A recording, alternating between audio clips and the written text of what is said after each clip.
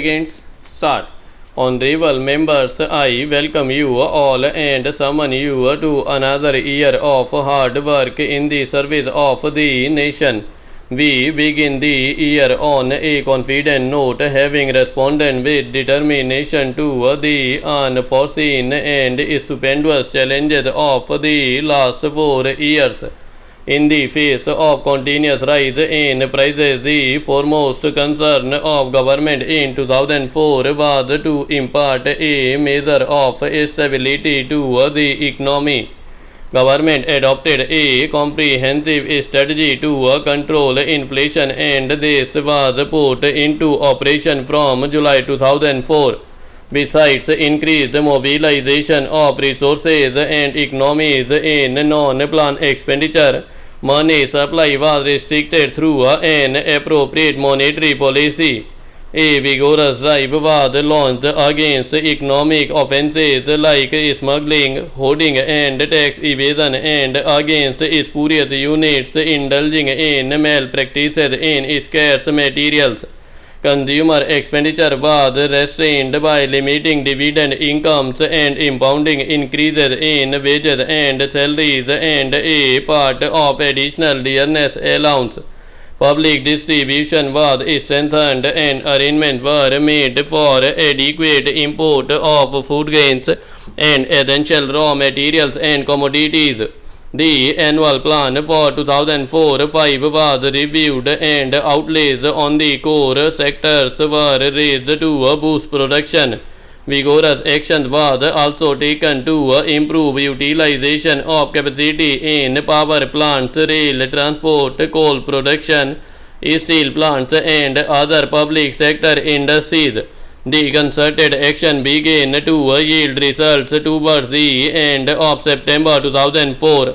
Despite an unsatisfactory kharif crop was caused by poor rainfall in many states, prices began to fall and there has been a weakening of the inflationary forces. The availability of essential goods has generally improved.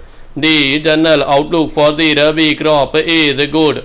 Production in public enterprises has shown significant rise in the first 9 months of this financial year.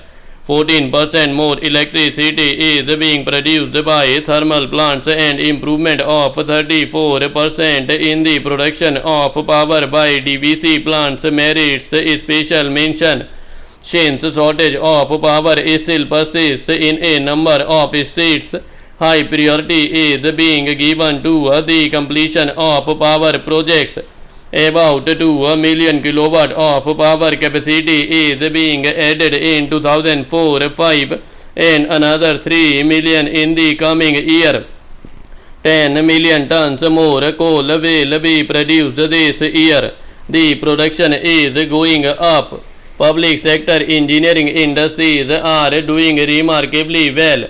More railway wagons are being moved daily. I congratulate workers, farmers and other sections of the people for the determination, courage and identity with national purposes shown by them in supporting the government's program of economic stabilization.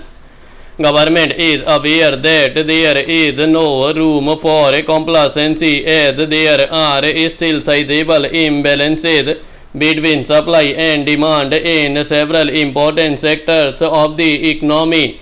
The international economic situation is also full of uncertainties. The monetary and fiscal measures and the action against economic offences will be continued with vigor. Simultaneously, government will intensify measures to remove limitations in the infrastructure and to increase production in vital sectors. In the international sphere, we shall continue to work for the evolution for a just and viable economic order in cooperation with developing countries as well as developed countries which have shown understanding of our problems. We have been hit hard by the sudden and large increase in the prices of oil, food and fertilizers. article of common consumption have been affected and great hardship has been caused to the people. There is a very heavy draft on foreign exchange. Even a significant increase in our export earnings is not adequate to fill the gap. Special efforts and arrangements are necessary to deal with the problems of oil importing developing countries. Some of the oil exporting countries have helped us in this regard.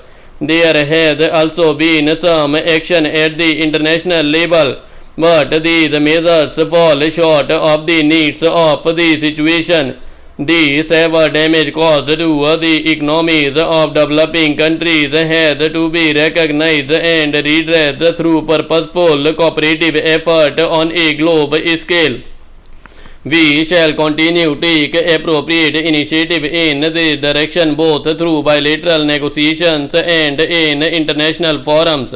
In addition to the emphasis on increased production and use of coal, we are going ahead with oil exploration on an urgent basis. The recent discoveries in the offshore Bombay High structure are promising. Government has decided that this oil field should be developed to the production stage with the greatest expedition. It is being planned that the first stage of production should begin in 2006 and that in another 4 years the production from this area should go up to 10 million tons. The future outlook for production of oil from offshore and onshore area is reassuring. There is understandably some anxiety about the 10th 5-year plan. A plan has a framework and a coherent system of objectives as well as a detailed program indicating targets and the availability of resources.